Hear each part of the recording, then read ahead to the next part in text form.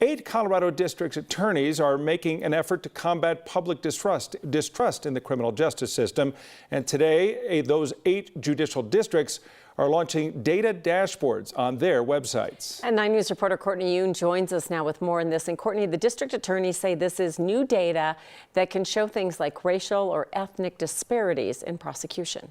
Yes, that's right. And for example, some of that data will be available on these public-facing dashboards, or some of the data that will be available will include sentencing and bond decisions, case outcomes, charging and filing, among many other metrics. The district attorneys say this is a huge step towards openness and transparency so that they can have conversations with the public about what's working in the justice system and what's not.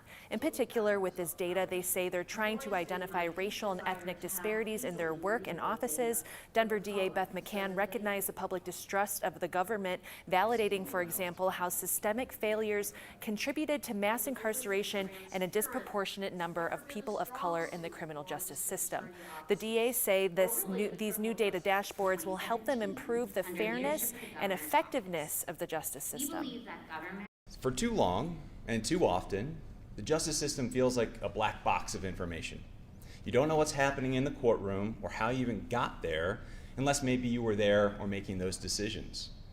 And we don't have a lot of cameras in our courtroom, and there's not a lot of accessibility for data. And that changes today. The 8 judicial districts participating in this right now are just part of the pilot phase of this project. There are plans to make this available statewide. A few of the district attorneys today say they're already learning from this new data, seeing equity in some places and disparity in others. Some also said they're committed to continue training on unconscious bias, as well as diversity, equity, and inclusion trainings for their offices. Well, it seems like a very distant, removed thing to so many people, so this should help, being able to check it out. Thank you, Courtney. Absolutely.